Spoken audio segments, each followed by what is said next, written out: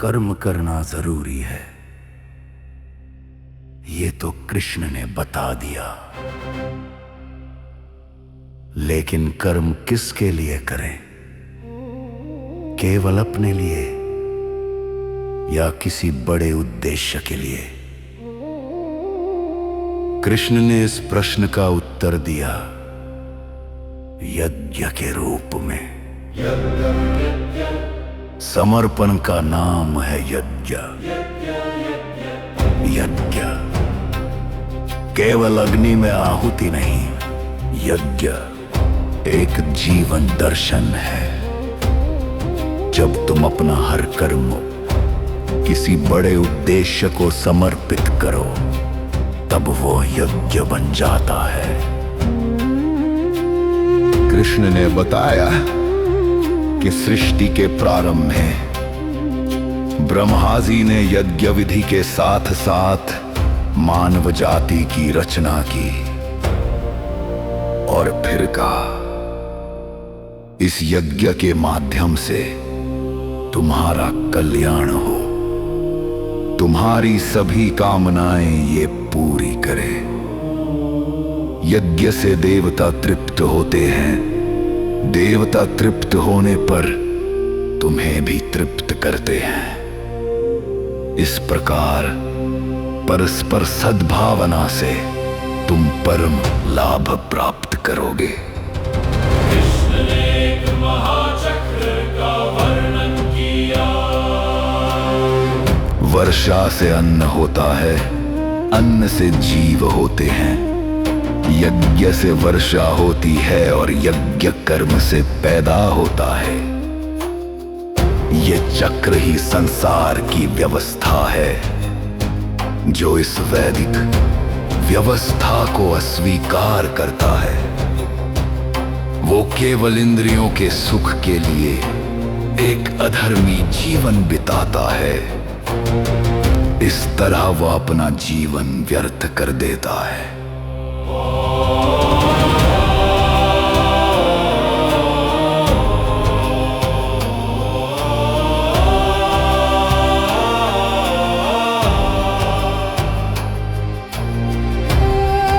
तब कृष्ण ने वो बात कही जो सुनकर अर्जुन स्तब्ध हो गए। हे पार्थ, तीनों लोकों में मेरा कोई कर्तव्य नहीं, मुझ में कोई अभाव नहीं, मैं कुछ पाना नहीं चाहता। फिर भी मैं कार्य में नियुक्त रहता हूं। यदि मैं कार्य करना छोड़ दूं, तो सब लोग मेरा ही पथ अपनाएंगे और अपने निर्धारित कर्मों की अवहेलना करेंगे। सोचो स्वयं कृष्ण, जिन्हें कुछ नहीं चाहिए, जो पहले से सिद्ध है वे भी कर्म करते। तो फिर हम कर्म से क्यों भागे? स्वयं कृष्ण करते हैं कर्म, तो हम क्यों रुकें? समर्पण से जो करे कर्म, वही जीवन को मुक्त करे। यज्ञ है जीवन, यज्ञ है कर्म, यही संसार का महाचक्र है।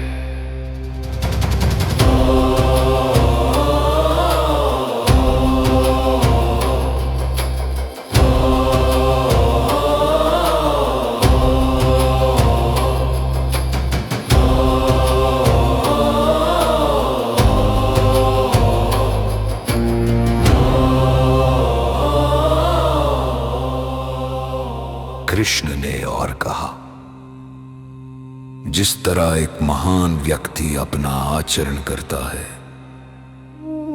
सामान्य जनता भी उसी तरह उसका अनुसरण करती है। जनक आदि महान राजाओं ने अपने निर्धारित कर्मों के निष्पादन द्वारा परम सिद्धि प्राप्त की। तो हे अर्जुन, जन सामान्य के लिए एक उचित आदर्श स्थापित करने के लिए तुम्हें भी उचित आचरण करना होगा। यह था नेतृत्व का सबसे बड़ा सत्य। जो महान होते हैं उनके कर्म दूसरों के लिए मार्ग बनते हैं। जो ऊंचाई पर हों उनकी जिम्मेदारी सबसे बड़ी होती है। यद्यदाचरति श्रेष्ठस्तदेवेतरो जनः स यत्प्रमाणं कुरुते लोकस्तदनुवर्तते। जो बड़ा है उसकी राह सब देखते हैं, जो नेता है उसका काम सब परखते हैं। इसलिए बड़े का कर्म केवल अपने लिए नहीं, उसकी हर एक चाल पूरी दुनिया के लिए है। यह था कर्म योग का दूसरा महान पाठ। कर्म केवल अपने लिए नहीं, यज्ञ की तरह समर्पित करो। और जो महान हो उसकी जिम्मेदारी और भी बड़ी होती है।